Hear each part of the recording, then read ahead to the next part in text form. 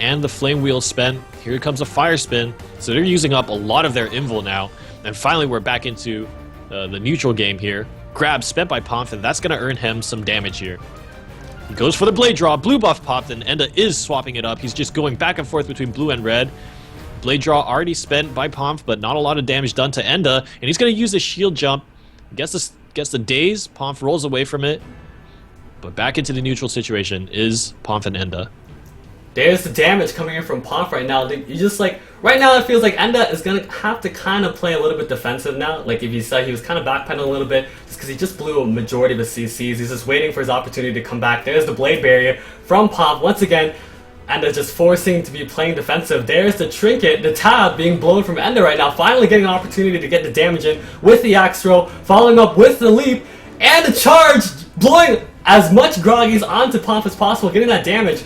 But it's really close for both of these players. And I don't think Enda has blue buff either, so he's down blue buff and tab, and here comes a blade draw. The animation canceling could be the end, and he closes it out. Pomf in beautiful fashion. Very well calculated play, and that was what I would consider basically the exact opposite of what happened in the last game. In the last game, in the opening moments, so much damage was done to Pomf that in the end, even though Pomf got a good train of damage onto Enda ended up closing it out because he just had that small amount of health to work through. This time around, Pomf was the one that did so much damage, and despite the fact that Enda put Pomf into that string of dazes, Pomf was still okay with it. He's like, okay, we're going to back into the neutral. I'm going to use my grab on you, and off of that, I'm going to go for the blade draw when you don't have tab, you don't have blue buff, and we're just going to animation cancel this destroyer to death.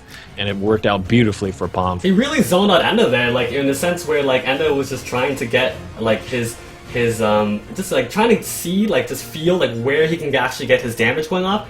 And each time he tried, it was just like just a little bit here, a little bit there. Didn't quite work out for him. Forcing the backpedal. Pomf pushing in a little bit, getting that bubble right as Enda wanted to push in, and just forcing Enda to play defensive. So in that matchup, compared to the previous rounds, it was a lot more based on control rather than actually big bursts. Like Pomf right off the bat, he knew that like Enda was like kind of hungry for damage after that previous round, so he just opened up with his blade barrier, just stopping Enda's opener right off the bat. Hello, the intermission screen, dude. Yeah. Interesting to note that the games have been going quite back and forth. Perhaps this is causing Enda to rethink his choice about the blue buff. It can be the better defensive choice, but Pomf playing his defensive options so aggressively, maybe you don't need to. You know, maybe you shouldn't be playing for the long game. I wonder if those are considerations in Enda's head. But here comes the opening moment. Flame Wheel and Blade Barrier. We've seen this many times, and there's a Fire Spin. So Invul is being used up by both players, but Flame Spin is persisting for Enda, and this could be doing a lot of chipping damage. And a beautiful dodge. Invul's a charge, and that's going to earn the tab from Enda. Enda already spending the tab, and here comes the red buff tab spend, and Pomf is going to get away scot-free. Pomf is really sitting in a very advantageous position right now. Ooh, and he hits into the knockdown counter. Tried to 5-point into the air combo. That could have been a lot of damage earned for Pomf. There's the deflect coming up from Enda right now. Enda actually managing to, like, trying his best to recover. He used his rage to actually push out that pressure to basically tell Pomf to back off, seeing as how he used both of his techs to get out of Pomf's pressure. But right now, like I said, it's going a little bit more back and forth. Like, with both of these really both well-respected and good players, you're definitely going to see it being a lot closer as these rounds go by. Tab coming up for Pomf now, but the tab is down for Enda, and we know he's using red buff, so if Pomf actually lands a stun, it could be a lot of damage onto Enda. The roll was not chased down by Pomf with the charge, but he's going to get the grab, and he's going to get a stun off of this. Here comes the blade draw, an animation cancel again into the 5-point, and this could end it. Let's see if it does, and he does close it out. He actually managed to clutch that.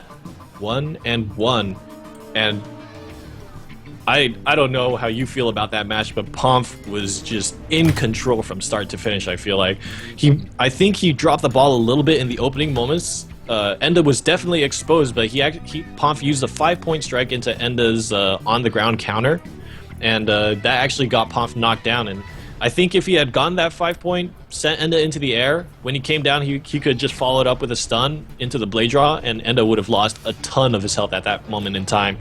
But still, Pomf playing safely, was able to back away, put the game into neutral again, and reset the situation and win again over another tab that Enda spent. I feel like I feel like Pomp's engine's already running right now. Like the first few games for him was kind of like, you know, like he's like warming up, and now he's like, once he feels like there's like a little bit of a slower pace going on, he just starts just being really aggressive and just turning it right around really quickly. Like just back, like I said, it was just a lot of back and forth. Like you see Enda, he's just trying to feel and just trying to get his like a little bit of CCs here and there to just see if he can manage to make an opening. But once again, like he's just getting zoned out by Pomp. Pomps comes in, pushes all that pressure, and he gets into a scenario where he can full animation cancel right into the air juggle. Oh, let me get that back. Okay, did you get that? Yeah. Okay, yeah. there we go. Right. So tied up 1-1 in sets. And Pomp is really making this interesting, man. I can't believe we're already watching this match in the quarterfinals. I'm kind of glad we're streaming them, because these are matches that we wouldn't get to see if we didn't. This is actually the first quarters of the tournament where it's a best of 3. Just kind of putting that out there, guys. There's gonna be no raffle stop, like, like pretty much like massive damage. Like we're actually seeing 2 really good players definitely going at it in this match. And that was the first time too. Enda opted to use the red buff and actually lost that match. He tried to go for the big damage, but Pomp got away from him. Lets him drop on the F roll. Pomp uses a vortex to pull him back in. Gets a second air combo off of it. Option still available for Enda, but now he's being grabbed up. Pomp probably looking to play defensive, and you can see him backing away already. A beautiful backdash on the pool. Gonna avoid CC that Enda's trying to put out. And Pomp playing a beautiful defensive game. Pomp right now actually already blowing the majority of his damage skills. Like so right now, like Pomp has to, in a sense, like blow some fillers, really try to get like just keep Enda under control. But Enda actually retaliating Pomp's blade barrier with his fortitude. So like pretty much Enda right now is just doing his best to get a really good opener. Like compared to the previous rounds, it looks like Enda's actually at a disadvantage, forcing the spec for blue buff for one. And yeah. Oh, and this could be big damage for Pomp. Sent to the air combo. Tab is down. Blue buff is down. Pomp definitely has his aggressive options available now. Grab, probably into the stun. Let's see what Pomp can do off of this. This could be the end of the match. Here comes a blade draw. Animation canceling, and there it goes. He closes it out. Another clean game by Pomp, and it's just Pomp is getting like he's just getting better and better and better with each match. I mean that last match that he won was pretty convincing, but this one, like, Enda couldn't even get in, man. Enda's actually being forced to play defensive in the past few rounds. Like it's just like I said, it's just the opportunity isn't arising for him, and he's forced to use his blue fort to meet up with Pomp's blade barrier. But like I said, like the LBM kit in general just has a lot of control over the destroyer kit, just simply because for one, vacuum actually has a really large radius, so even if like there's kind of no point in blowing your tech off of it because Pomp will usually just jump right on top, so Enda's just kind of forced to be taking this poke damage, waiting for his chance to attack. It's not really working out for him so far. There were a few key things. I mean, the pool, the axe throw that Enda used was actually backstepped by Pomp, so he involed that. And then Enda tried to go in for the charge stun, but Pomp was already buffering his strafe, his QE dodge, and so he avoided that. And then Pomp spent his blade barrier, and Enda, feeling the pressure, tried to react by using his blue buff, and that eliminated one of his really important defensive options. Following that, Enda was actually forced to use his tab, and at that point Pomp actually hit him with his own tab and put him into daze. And then Pomp got the air combo, and as we saw, the grab into the stun, into the animation cancel. Just a really well calculated play from Pomp. Right now it's who gets a really good opener, and both players are just doing their best to not get opened on and just trying to like weasel their way into a chance to get a CC. And so far Pomp's is kind of winning the matchup, like right off the beginning. And like Enda is just getting zoned out. They constantly plays blade barrier. There's all the damage, and then he tries to come in, and it's just like, oh, I can't full establish. He has his tab up. I have no choice. I have to blow my tab here, because if like you can't like keep letting the LBM do damage on you, especially when you're getting launched into the air, and then there's all the damage going through. So for the most part, Pomps is winning the majority of the opening. Just waiting for Bison and my party to ready up, and there we go. So I'm gonna go ahead and throw you the spar invite. There you go. This could be This could be the end of Enda. The end of Enda. Is that gonna be a thing, guys? I'm pretty sure somebody in the chat made a similar pun already. I mean, the Twitch chat is. Will the crown be taken down from Destroyer King? Enda's back to the wall. Will Enda be undead? And this is a lot of pressure on Enda right now. There's a lot of reputation on the line. Ooh, a flaming wheel, and Pomf actually opts to use his spirit grab, and it's gonna whiff. It's gonna get blocked by the invul.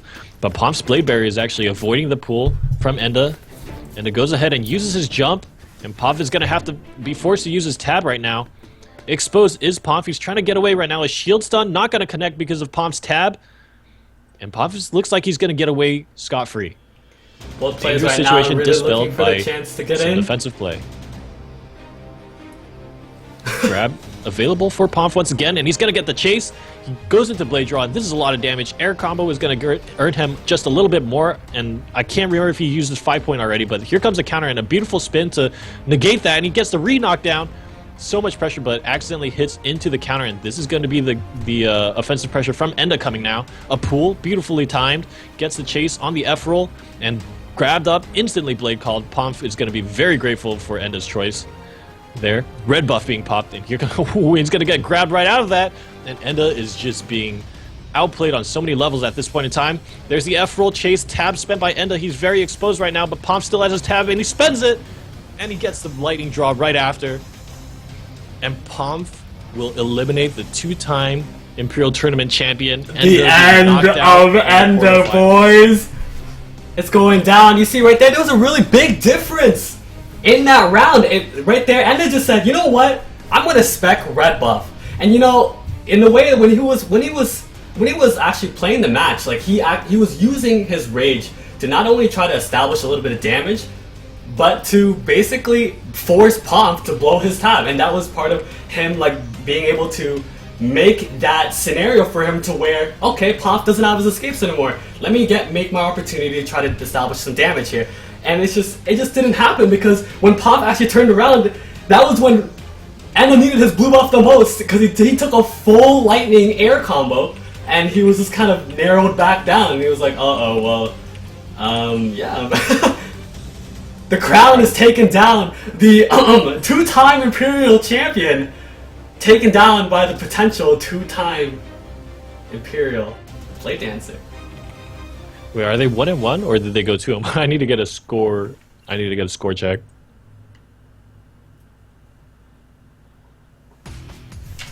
Do you have the score? That was 2-1. That was 2-1. Pomf versus 2-1. Yeah. Yeah, because Pomf was like, oh, I think I still have games to play, so I got really confused. 2-1. Let's see if Avarice can confirm that. I think we're gonna have to ask him. It is a 2-1, because we were calling like they both have one set. Yeah, that's right. I want you guys to do me a favor. I want you guys to go over to Enda stream real quick and be like, the end of Enda. just spam it real quick. Control, man. It was a good game between two players who there were a lot of mind games going through, but I think Pomf in the end just made the correct adaptations. Alright, so it looks like, I don't know if we've already mentioned this previously on the stream, but this iteration of the Imperial North American Tournament is actually prized due to the generous donations from Braum and Stingerella. So the first place prize is going to be $25, the second place prize is going to be $15, and the person who gets third place is going to get $10. So really a big thanks to Braum and Stingerella for supporting us and helping make the tournament just a little more interesting and rewarding the good players with a little bit of the pot. Yeah, man, really big thanks to these guys. They're just making it interesting. When there's something on the line, like, oh man, I can win some money? I can use that on Endcoin. You know what I mean? Like, just the fact that there's now, like, the biggest difference with this tournament is, one, we're going through each match, and two, we are putting something on the line will make a difference in play. It was like, that was actually probably the best match that I've seen in a while, to be honest. You could really see, especially at the beginning of the first few rounds, really big respect for both players. Both players really respecting each other's damage, really like they are aware of how well the other player plays, and because of that, they know how important the beginning is. And the opener honestly does actually establish a lot in the matches.